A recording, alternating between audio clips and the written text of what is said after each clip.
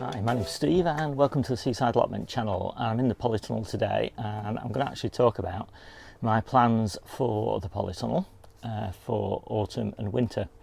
And it's a good time to be thinking about it because, you know, really, in my case, I always really like to take all the peppers and all the tomatoes that are planted in the ground out in early October and generally right at the beginning of October. And you do end up sacrificing a few tomatoes, so the idea then is to have some tomatoes still in pots and to have some late tomatoes at home, probably in the conservatory, and that kind of just keeps us going for a little bit longer. But that means we get all the beds cleared in October, and so we're ready to plant all of the winter veg.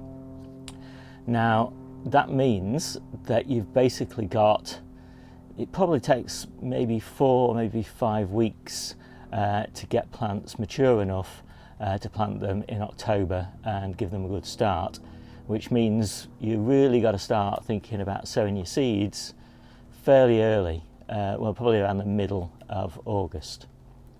Now it does kind of pay perhaps to do a trial before then, and that's what I'll be doing, because I'll be sowing my seedlings that are going to go outside in the coal frames and the hoop tunnels, and I'll talk about that in a separate video, a bit earlier, and then you'll sort of test what germination is like of those seed packets, because obviously the last thing you want is to try and germinate your seeds and then you can't germinate them and you've got to buy new seed packets and try again, and you know, then you end up too late. So that's no good. So we're all about continuity of supply of our fruit, of our veg, in winter, because we're self-sufficient, and so if we don't grow it, we don't eat it. Now obviously that's just an objective. I mean, if we really had to, we could go to the supermarket. God, look, flies itching me. So about the middle of August, and if you want to look at my sowing and growing video for August, then I cover all the things I'm sowing and growing in September. But this time in this video I'm just focusing on the Polytunnel, and I'm going to show you around the Polytunnel as it is now. I'm going to show you how it's going to transition and what I'm going to plant where and why, and I'll maybe talk a little bit about what I'm going to do later on in the season as well, so in winter and early spring, and how I'll just talk a little bit about how I transition the Polytunnel again in generally May, the very beginning of May, when I switch it over to the summer crops.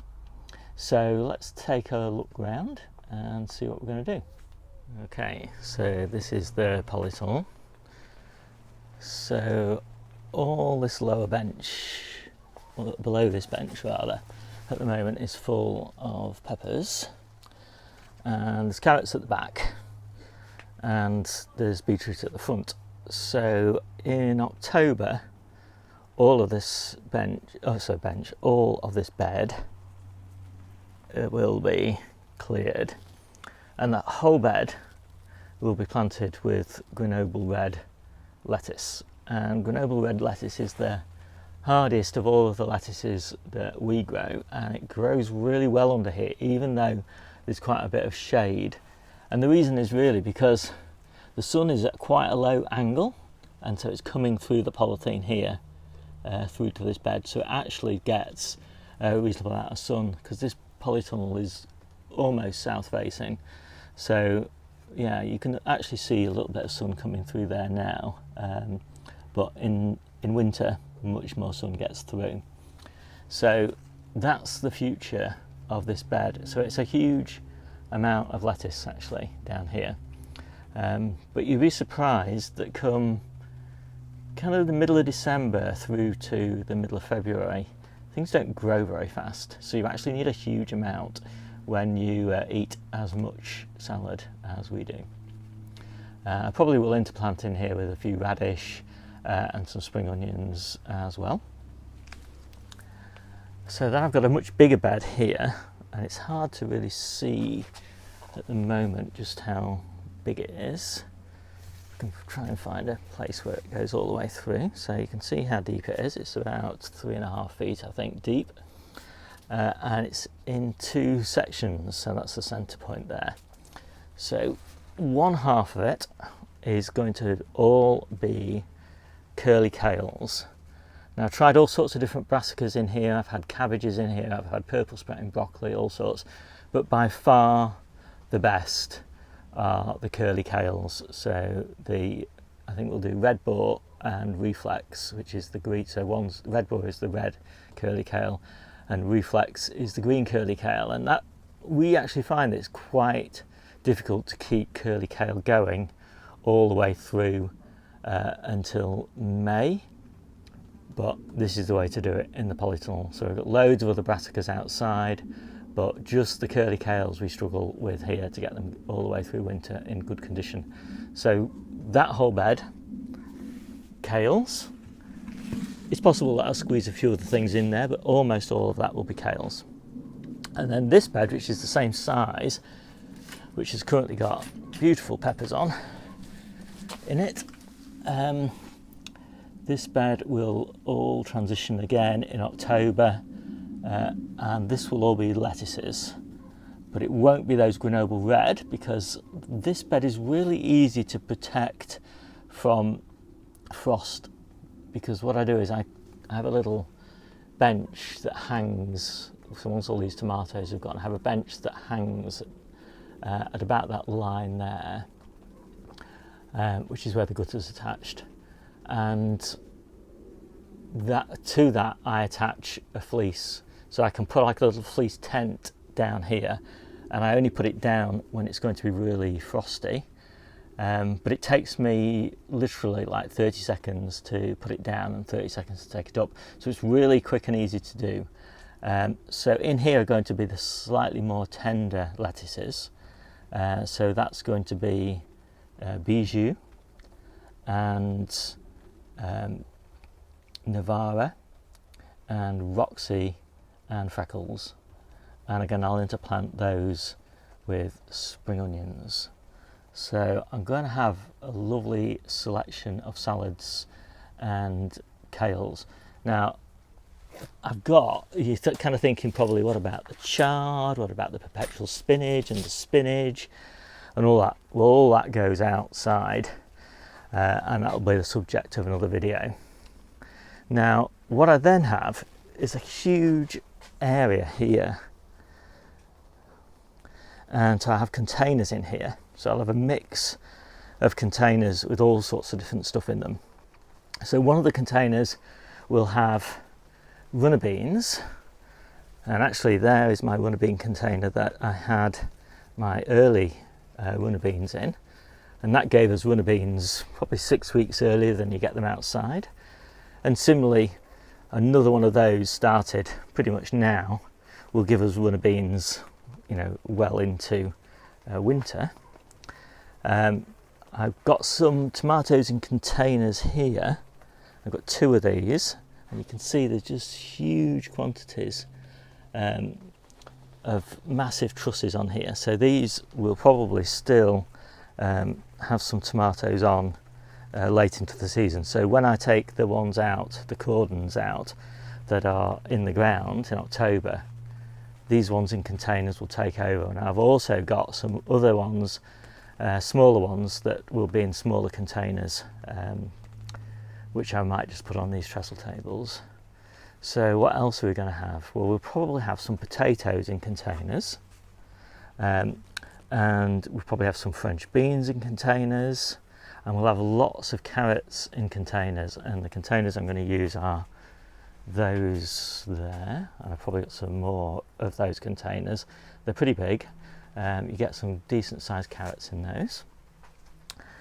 And then on the trestle, the new trestle table, which will run along there, and it just clips on and then hangs from the ceiling, so it goes a full length of the bed.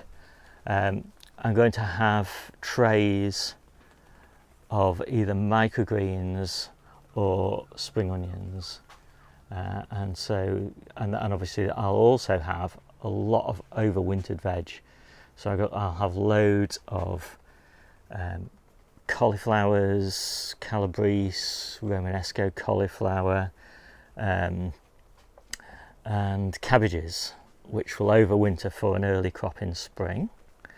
And then some of those will get planted into containers in here, and some of them will go outside, and that gives me a nice succession. And most of this trestle table will stay empty because this is where we'll do all the harvesting. So, you know, and we do loads and loads of harvesting all the way through winter. So this whole trestle table will be full of containers being harvested into from outside and inside. But this gives us a kind of safe, wind-free space to do all the harvesting in. And then you've got all of these hanging baskets. So these are just perfect for tomatoes, and I'll have hanging baskets all the way down here, not tomatoes, sorry, strawberries. I'll have hanging baskets all the way down here and all the way back here in, and bring them in about February time, because they get a good frost outside by February, and then bring them in here. And strawberries really love it high up in the polytunnel because it's warm, it's really sunny, and so we get a really lovely early strawberry harvest. So then in about May time we just do the big transition. So in May all of the salads come out, and in goes, you know, all of the peppers and tomatoes. But before then, probably, I'm not exactly sure because it depends on which crops are doing well and which ones aren't, what we have gluts of, but lots of beetroot will go in as well. So beetroot sown probably in February, planted out in March in here will do really well. So that will give us our early beetroot harvest. So that's a rough sketch of the polytunnel and the plan for next year, well, for the remainder of this year and next year. I hope you enjoyed that quick update on the polytunnel, and be sure to check out the companion video to this, which is looking at what we're doing outside. And that's just as interesting, because if you haven't got a really expensive polytunnel like this one, which, bear in mind, we paid back in about 5 months from harvest from the allotment. No, not even that, 3 months with harvest from the allotment. So you know, it's not that expensive in the context of the harvest value, but we've got much cheaper solutions for overwintering veg outside, and they're pretty good, and you know, we do get a really decent harvest from them. The only thing to bear in mind is it can be pretty grim harvesting in the middle of winter, so it's really nice to have this kind of protected space in here where we can get a broad range of veg, and then you kind of couple the fresh food that we harvest with all the stuff that we've got in store, all the preserves, the stuff in the freezer, you know, all the onions and beetroot and carrots and things that we've got in the storeroom. You know, we have a fantastic diet. So okay, that's me done for now. So hope you enjoyed this video, and I'll see you soon.